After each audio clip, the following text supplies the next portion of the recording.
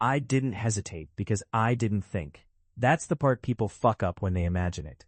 They picture me staring at the page, brow furrowed, some internal alarm screaming don't. That never happened.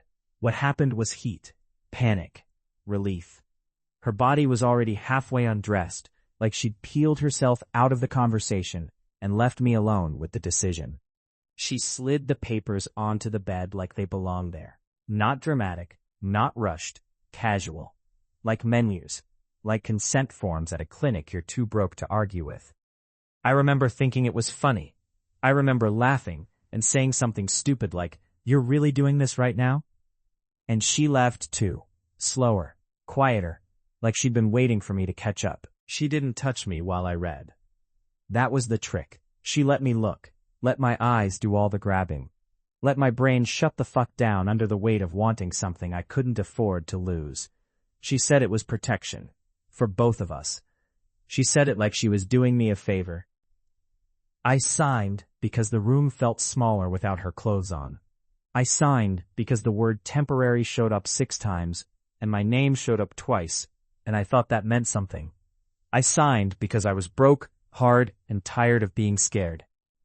Someone died 2 weeks later, and the ink never faded. I didn't meet her because I was chasing sex. That's the lie everyone wants to hang me with, like it explains everything. I met her because my account was overdrawn. My phone kept buzzing with numbers I didn't recognize, and I was one missed payment away from sleeping in my fucking car. Sex wasn't the goal. Survival was. She clocked me immediately, not in a predatory way, that comes later, but in that sharp professional assessment people make when they know exactly what they're looking at. She didn't flirt like someone trying to be liked. She flirted like someone establishing terms. Every smile had weight. Every joke had a hook buried in it. We talked money almost as much as we talked about nothing. That's what should have tipped me off. She'd ask questions that sounded curious but landed like audits. How long had I been freelancing? What contracts had I signed before? Had I ever helped someone move funds? She said helped like it was harmless. Like she was asking if I'd ever held a door open. And yeah, she was attractive. That mattered. I'm not pretending it didn't. She used her body like punctuation, not decoration. A crossed leg here, a lean forward there. She didn't dangle it. She presented it like an option, like a solution. It made me feel stupid for wanting it, and clever for thinking I could manage it. When she finally crossed the line, it wasn't dramatic. No sudden kiss. No hands grabbing. She just stood up, took off her jacket, and let the rest follow like gravity was doing the work. She kept talking while she undressed. About cash flow, about discretion, about how men like me always underestimated what they were worth. I remember thinking, this is fucked up, and then immediately thinking, but it's working. That's the rot right there. That's where it started. I felt relieved, like the panic had a shape now. Like desire was a form of oxygen.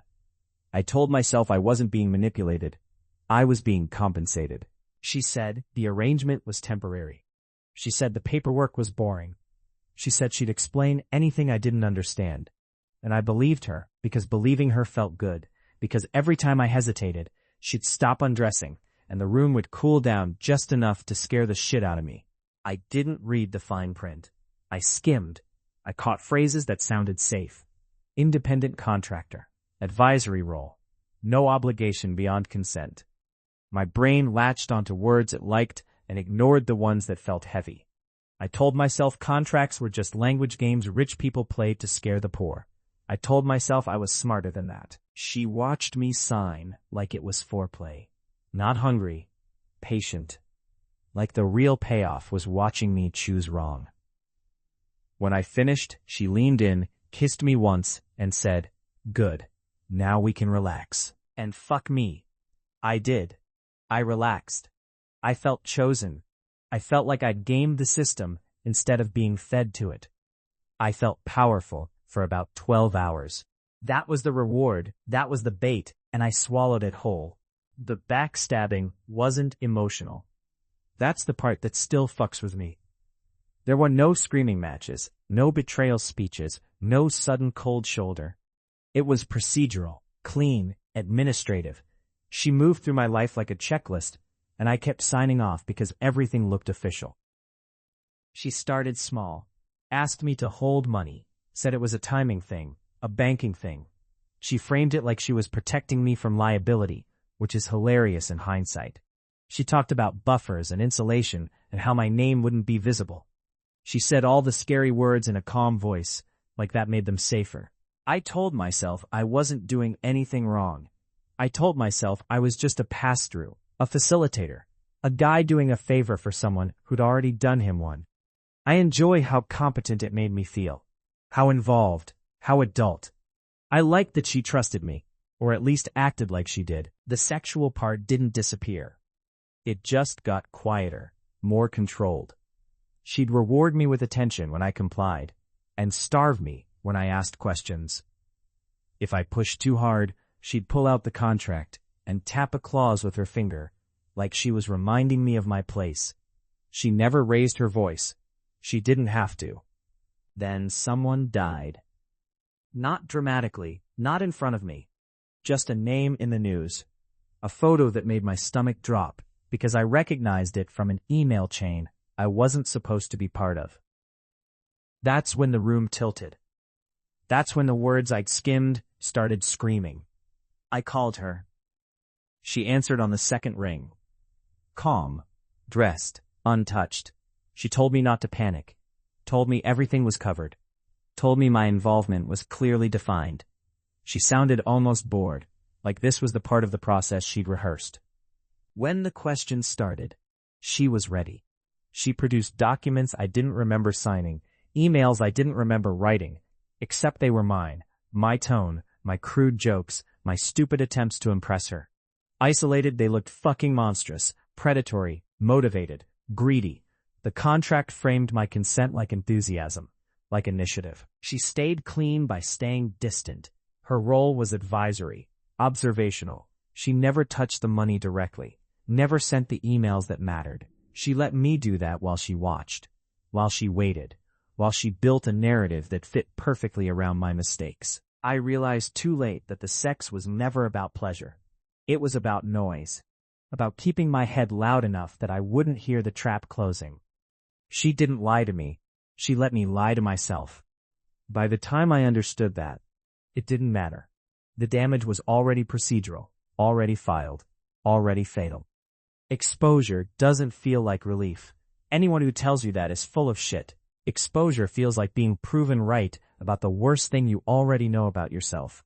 When they finally found her pattern, the reused clause, the identical language buried in contracts tied to other men, it didn't save me. It just explained me. She didn't panic when they confronted her. She never does. She smiled, produced more paperwork, and acted surprised that anyone had missed it before. She framed it like an administrative oversight, like a formatting error, like the bodies were incidental. Watching her get exposed was surreal. She stayed composed, polite, professional. She didn't look at me once, not even when my name came up, not even when they said victim. That word sounded fake in the room, too clean, too late. They proved she'd done it before, proved she'd built a system, proved she relied on men like me, desperate, horny, convinced we were consenting adults, to do the dirty work while she stayed insulated. It made headlines, it made careers. My signature is still there. My emails are still real. My voice still sounds eager when they play it back. Consent doesn't disappear just because you understand it differently later.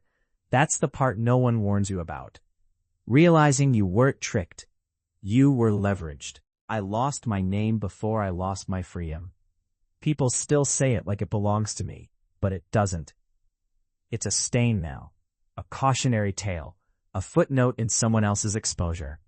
She didn't destroy me by force. She let me choose wrong while I was distracted. She let me feel powerful, just long enough to make the fall permanent. And the worst part, the thing that keeps me awake, is knowing I'd probably do it again if I could rewind to that room. Because when she slid the papers onto the bed, naked and calm and sure. It didn't feel like a trap. It felt like relief. And that's what I signed.